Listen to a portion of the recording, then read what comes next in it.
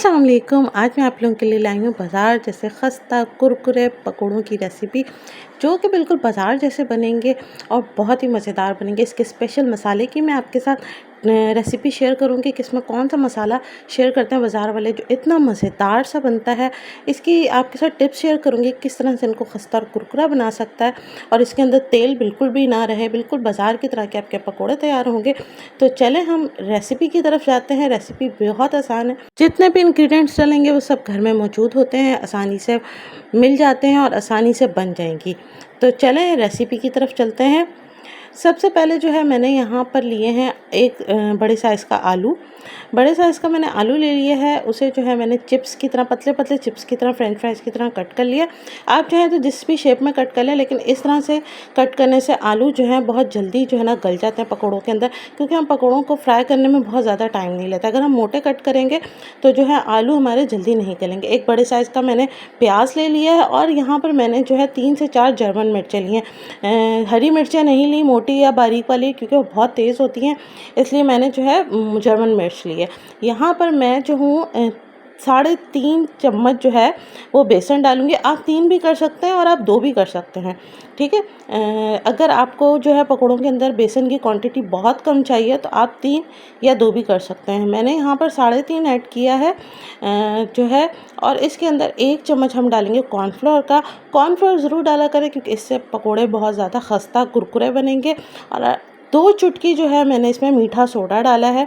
मीठा सोडा बहुत ज़्यादा भी मत डालिएगा, लोग बहुत फुलाने के लिए बहुत बहुत ज़्यादा डाल देते हैं। हस्बे ज़ायक़ा नमक, अपने टेस्ट के हिसाब से नमक ऐड करिएगा। अब यहाँ पर जो है मसाले मैं आपको बता रही हूँ। जो है चिली फ्लेक्स मैंने डाले हैं आधे चाय का चम्मच। रमज़ान है इसलिए जो है वो मिर्चों के पे ज़रा हल्का ही हाथ रखें। आधा चाय का चम्मच मैंने इसमें हल्दी डाली है। ज़र्दे का रंग डालने से इज्तनाब ही करें, आप हल्दी डाल लें, उससे भी बहुत अच्छा कलर आ जाता है। अच्छा, यहाँ पर अब एक चीज़ आपने देखनी है, बहुत से लोगों को मैंने देखा है मिक्स वगैरह जो है करने से पहले इतना सारा पानी डाल देते हैं। यहाँ पर पकौड़ों में मैं पानी बिल्कुल भी नहीं डालूंगी, बल्कि एक कतरा भी नहीं डालूंगी। ये आलू और जो है प्याज के ही पानी से होंगे। अच्छा, ये ख़ास मसाला है। 1 चम्मच जो है भर के मैंने धनिया, साबित धनिया लिया है। आधा चम्मच मैंने ज़ीरे का लिया है और 2 चुटकी मैंने ज्वाइन के लिए उसे दरदरा पीस लिया है। ग्राइंडर में मत पीसिएगा, दरदरा पीसिएगा, क्योंकि इसका जो टेस्ट आता है ना बहुत ही ज़बरदस्त आता है।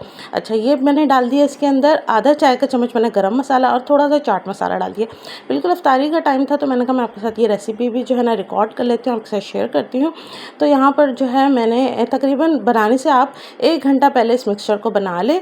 और जब भी आप पकोड़े फ्राई करें, तेल अच्छा सा गर्म होना चाहिए।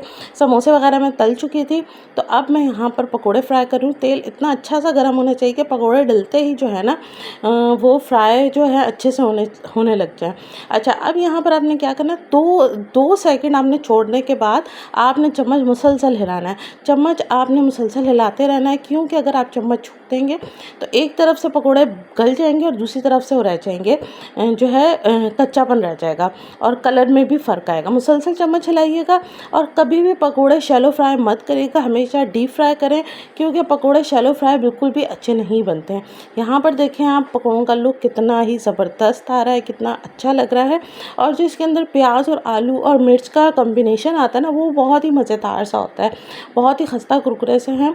ये बिल्कुल एंड अफ्तारी के टाइम पे मैंने जो है वीडियो भी रिकॉर्ड कर ली। मैंने कहा चलें मैं आपके साथ शेयर कर लेती हूँ। मैं आप लोगों के साथ ज़्यादा वीडियो नहीं शेयर कर पा रही, क्योंकि मेरा बेटा बहुत तंग करता है, बहुत मुश्किल हो जाती है मेरे लिए। इंशाल्लाह आगे मैं आप लोगों के लिए अच्छी और जो है बहुत ही अच्छी रेसिपीज़ लेके आऊँगी इन फ्यूचर। अच्छा, एक बैच मैंने कर ली। एक बैच में ज़्यादा से ज़्यादा 5 से 6 पकौड़े डालें, कि आपकी कढ़ाई के साइज़ के ऊपर वो होता है। अगर छोटी सी कढ़ाई और आप उसमें 10-12 पकौड़े डाल देंगे तो जो है वो तेल सारा चूस लेंगे और फिर फ्राई होने के लिए सही जो है ना उनको तेल नहीं मिलेगा, ठीक है।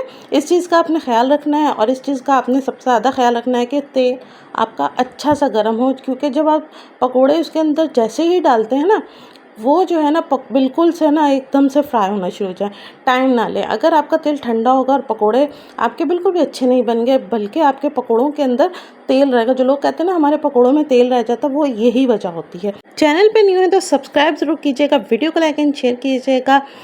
यहाँ हमारे पकोड़े बिल्कुल तैयार हो चुके हैं। मैं इसका फाइनल लुक दिखाती हूँ। देखिए कितने ज़बरदस्त हैं। आलू, मिर्च और प्याज के पकोड़े। आप इसमें और भी सब्ज़ी ऐड कर सकते हैं। बहुत जल्द नई रेसिपी के साथ होंगे। अपनी दुआ में याद रखिएगा। अल्लाह हाफ़िज़।